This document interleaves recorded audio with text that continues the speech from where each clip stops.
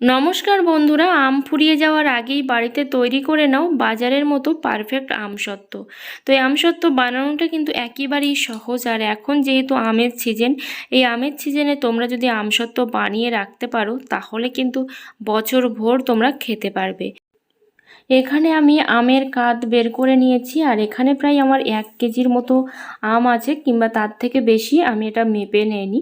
তো আমের কাঁধটা বের করে নিয়ে খুব ভালো করে কিন্তু ছেঁকে নিয়েছি, যাতে করে এর মধ্যে কোনো রকম ছিবড়া না থাকে। কারণ ছিবড়া থাকলে কিন্তু খেতেও ভালো লাগে না আর দেখতেও ভালো লাগে না।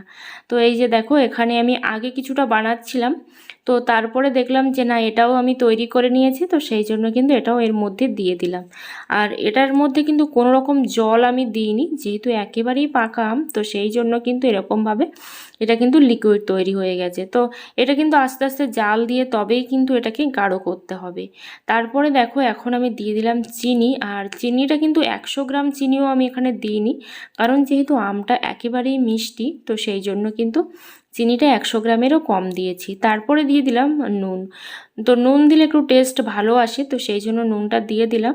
আর অবশ্যই কিন্তু তোমরা মিষ্টিটা আমের স্বাদ অনুযায়ী দেবে। আমটা যদি খুব বেশি মিষ্টি হয় তাহলে খুব বেশি চিনি দেওয়ার দরকার নেই, অবশ্যই তোমরা কিন্তু সেটা টেস্ট করে দেবে। তো এইভাবে কিন্তু খুব ভালো করে জ্বালিয়ে নেব এটা। আর এটা কিন্তু অল টাইম নাড়তে হবে, না হলে কিন্তু লেগে যাবে কড়াইয়ের নিচে। তো সেই জন্য কিন্তু অবশ্যই এরকমভাবে নেড়ে নেড়ে কিন্তু এই আমসত্ত্বটা তৈরি করার জন্য আমসত্ত্বের ব্যাটারটা কিন্তু তৈরি করতে হবে। তো এইভাবে দেখো, তো কিভাবে বানাচ্ছি তোমরা একবার দেখে নাও। আর খুব সহজে কিন্তু এটা রৌদ্রে দেওয়ার ঝামেলা ছাড়াই কিন্তু তোমরা এটাকে তৈরি করে নিতে পারবে। আর যাদের কাছে রোদ্দুর আছে তাদেরও তো কোনো সমস্যা নেই, তারা তো রৌদ্রে দিতেই পারে। আর যাদের রৌদ্র দেওয়ার সমস্যা আছে তারাও কিন্তু ওভেনের উপরেও দিতে পারে, কিংবা রান্না করতে করতে ওভেনের নিচেও কিন্তু এটাকে রেখে দিলে হয়ে যাবে। অথবা কিন্তু ফ্যানের নিচেও রেখে দিলে কিন্তু এটা শুকিয়ে যাবে।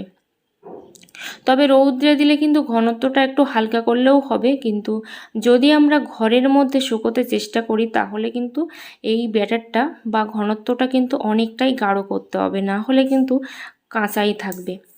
তো আমি যেহেতু রৌদ্রে দেবো সেই জন্য কিন্তু আমি খুব বেশি গাঢ় করব না।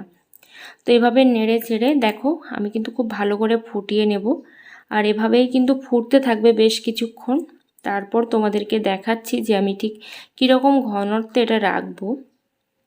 এবার দেখো, অন্য একটা কড়াইতে দিয়ে দিলাম তেল। আর এই তেলটা নিয়ে আমি কি করব সেটাও দেখাবো, কিন্তু এতটা তেল আমার লাগবে না, অল্প করেই কিন্তু আমার একটু তেল লাগবে। এই যে ব্যাটারটা কিন্তু আমার রেডি হয়ে গেছে, আরও একটু ফোটাতে হবে, খুব বেশি ফোটাবো না, তবে কিন্তু আরও একটু ফোটাতে হবে।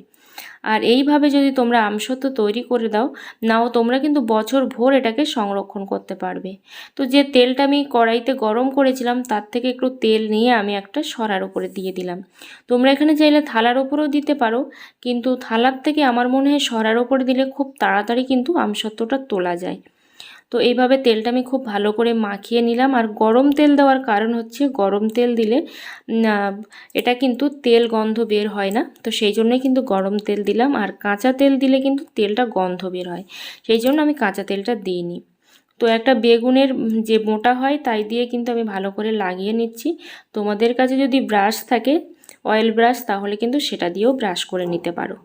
এবার দেখো, আমি ব্যাটারটা কিন্তু ঢেলে নেব। আর খুব বেশি তেল কিন্তু দেওয়া যাবে না, জাস্ট হালকা করে কিন্তু রাব করে নিতে হবে।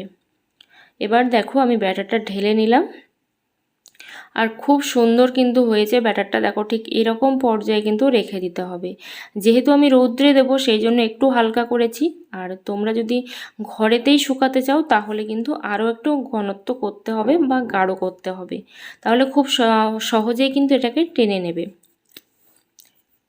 তো এইভাবে দেখো, আমি কিন্তু আরও দুটো থালা কিন্তু রেডি করে নিচ্ছি।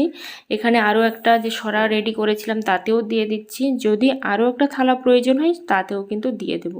আর হ্যাঁ, অবশ্যই তোমরা যদি মোটা করে দিতে চাও সেটাও দিতে পারো। আমি একটু দোকানের মতো পাতলা করেই দিতে চাই, সেই জন্য কিন্তু আমি পাতলা করেই দিচ্ছি এখানে।